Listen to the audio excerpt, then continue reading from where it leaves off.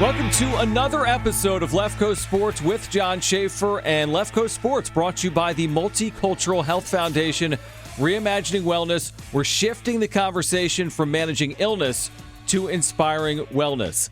Selection Sunday is almost here. We're less than 4 weeks away, and I thought today would be the perfect time to speak with a bracketologist as we take our first look at the potential March Madness bracket here in 2021. And I think you'll enjoy my conversation if you're a college basketball fan with Evan Miyakawa.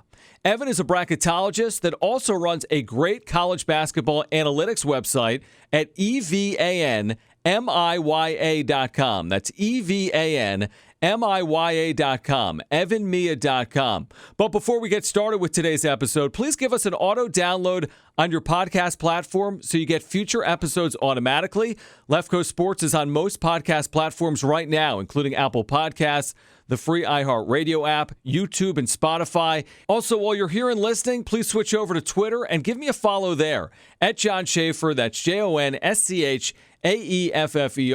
Again, at Jon Schaeffer. Before there's the madness of March, there's our obsession over the bracket. Who's in the field? Who's out? Who's on the bubble? Who's on the outside looking in? On this week's episode, I'm joined by Evan Miyakawa as we take a look at the state of the bracket with less than 1 month until Selection Sunday. So, Evan, tell me how you got into the analytical side and the metrics side of college basketball. Great question. So, first of all, I grew up a college basketball fan living in Indiana. And when I was younger, I went to the Butler-Duke National Championship game in 2010, where Gordon Hayward almost hit that half-court shot to win. And so I was hooked on college basketball ever since.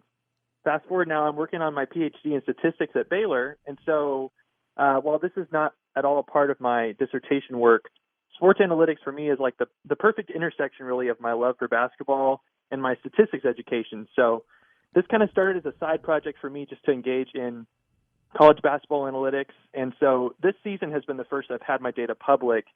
And it's been a real fun to see the amount of engagement that I've received in the last couple months.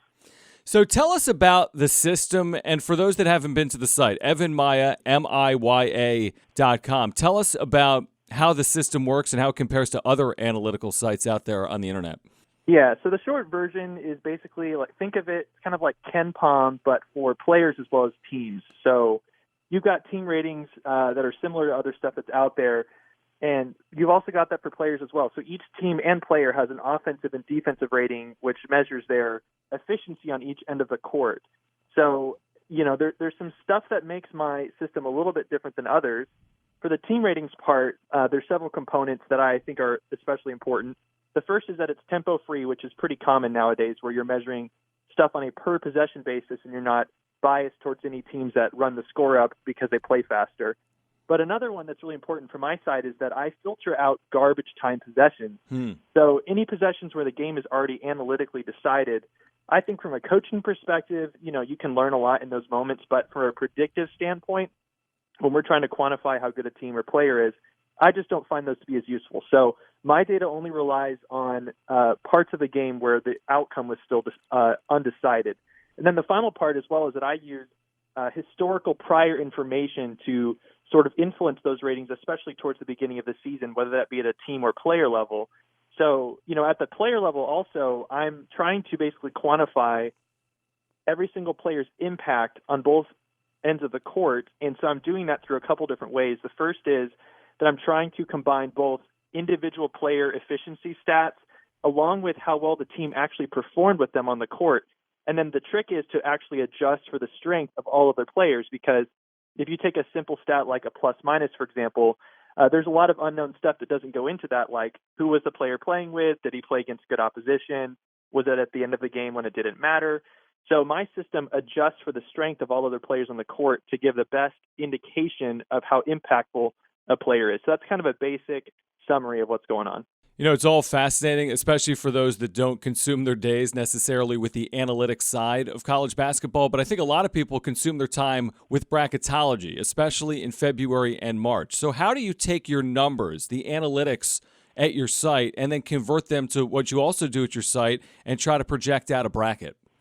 So there's a couple different ways you can go with bracketology. One is to sort of talk about who deserves the best seed, and the other is to talk about who do you actually think is going to get the seed based on the committee? So my bracketology is based on a machine learning algorithm that's taken several years of data from what the committee has done doing seeding and looking at the team sheet metrics that they have available for each of those years, and then predicts the most likely seed based on what we see in the current season for each team if the committee were to select those teams today. So it relies a little bit on my personal team ratings, but more on the stuff that's readily available for those committee members, like other analytics that are out there, plus strength of record stuff and that kind of thing.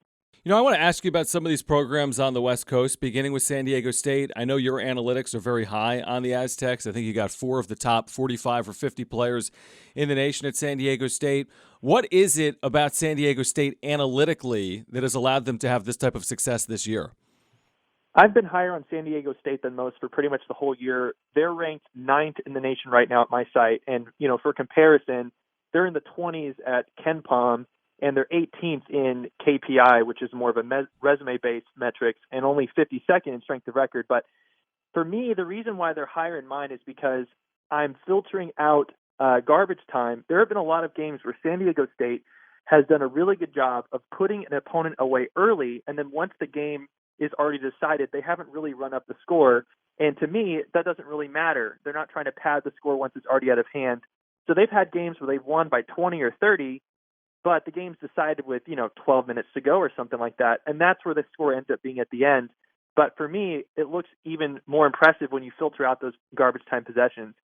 At the player level is also, they've got 4 of the top 6 players in the Mountain West in my Bayesian performance rating, which is the name of my player metric. So to me, they've got a lot of depth there, and they're not overly reliant on one guy. And to me, that's a reason why they're ranked so high. When you talk about seeding scenarios, and again, I know that the analytics don't necessarily equate to seeding, but what would be a best case for a San Diego State? Let's say they win their remaining regular season games. Won't be easy. They have Boise State for a pair of games. They'd have the Mountain West tournament. But if they could somehow run a table, what type of seeding could a San Diego State potentially be looking at? So right now at my site, they're on the 6th seed, but I think that's a little high compared to most. If you look at Bracket Matrix, they're around 9. I think there's about a 5 to 10% chance that they could get at the 5 seed or better if they win out. So I think in that 5 to 6 range would be best case scenario. Probably, they've got 4 games left plus the conference tournament. So I think if they win out, that's where they're looking. What's your overall assessment of the Mountain West Conference, a league that has San Diego State, but then other teams have had very good years? The Colorado States, CSU won at San Diego State this year, although overcame a 26-point deficit. Then Boise has had a very nice year, Utah State as well. So will this ultimately be a multi-bid league, and how many teams could get in from the Mountain West? I definitely think this will be a multi-bid league. It's a really, really fun year for the Mountain West. You've got, along with San Diego State, you've got Boise State, Utah State, Colorado State, all in the mix there for bids. At websites like Team Rankings, Boise State's around a 50% chance to get in, similar on Torvik. But Torvik has a higher chance of all those teams getting in, over 70%. So to me, I think the team that has the highest chance is probably Boise State, but Utah State's close as well. Both those teams are in the top 40 in my team rating, so I think they have the firepower to put some good results in down the stretch. I would be shocked if only San Diego State got in. I think we could see 2 or 3 teams get in for sure, maybe even 4, depending on how things play out. I want to ask you about the Pac-12, where right now your analytics at evanmiya.com have Colorado as the best team in the league. What is separating the Buffaloes right now from the USC Trojans? So similar story to San Diego State. I've also been high on Colorado all season. They're 6th right now at my site, despite having 6 losses. They've got the 5th best ranked offense on my site. I do think that rating might be a little bit too optimistic, but I think they're at least as good as USC in my opinion, which is 22nd at my site. There's a similar story to San Diego State in the sense that they've played a lot of opponents well early on and put the game away. They've got 10 games versus top 100 opponents in my site, and they're 6-4. Their best win is over USC. That's the only time they've played. They've won that game by 10. They've beat Stanford twice convincingly, and all of their losses have been really close. USC also, I think, is a very good team, but they only have 6 top 100 games. So for me, I think that Colorado is a team that's a little bit underrated right now, and I think certainly their resume isn't quite as good as what they reflect as a team. They've got a lot more depth, in my opinion, than USC does. Evan, I'm wondering from an analytics perspective, is USC's freshman phenom Evan Mobley the best player in the Pac-12 right now, and how good of a player is he nationwide? Yeah, I don't even think that's a question. Evan Mobley, to me, is the best player without a doubt in the Pac-12, and I think is in the discussion to be a first-team All-American for good reason. I mean, you just look at his individual stats, almost 17 points a game, 9 boards, 3 blocks, 59% from the field, and shooting 70% from the line, which isn't always a given for someone of his stature. He is the highest-rated player in the conference. At my site, he's also got the highest player efficiency rating. And to me, what sticks out is he has the highest defensive rating in the conference by a lot. So that's not something that's really quantified as much in the individual stats. Certainly, you can see that a little bit in his 3 blocks a game. But USC is playing a lot better with him defensively when he's on the floor versus not. So to me, those are all reasons that he's a front runner for Pac-12 Player of the Year, if not to get a first-team All-American appearance. Yeah, he's had an unbelievable year. In your opinion, and I know we still have weeks to go, but when you look at the Pac-12, how many of these teams are firmly in the field, and how many of these teams still have work to do? So for me, I think USC is a lock, no question. I also think Colorado's firmly in. The other 2 teams to me are Oregon and Stanford, who I think are sitting on either the UCLA as well, my bad. So I think Oregon and UCLA are kind of around that 10 seed mark right now. So I think they're in currently, and Stanford's going to need some good results. They are, I think in those probably the first 8 teams that are sitting right outside the field at this point in time. So between those 5 teams, I think we'll probably see 4 of them get in. When you look at the years that Gonzaga have had, the year that Baylor has had, first of all, how much separation is there between those 2 teams? And then what is the separation between Gonzaga and Baylor and everyone else? So Gonzaga and Baylor have been number 1 and number 2 pretty much the entire year in my system, and it's flopped back a little back and forth, but right now Gonzaga has probably the largest separation between them and Baylor they've had all season, which still is not very much. The gap between Baylor and third place Michigan is more than number 3 Michigan and 15 Texas in my system. So right now they are so much farther ahead than the rest of the field. In fact, my database goes back about 5 years, and Gonzaga right now has the highest team rating that I've ever seen in those 5 years.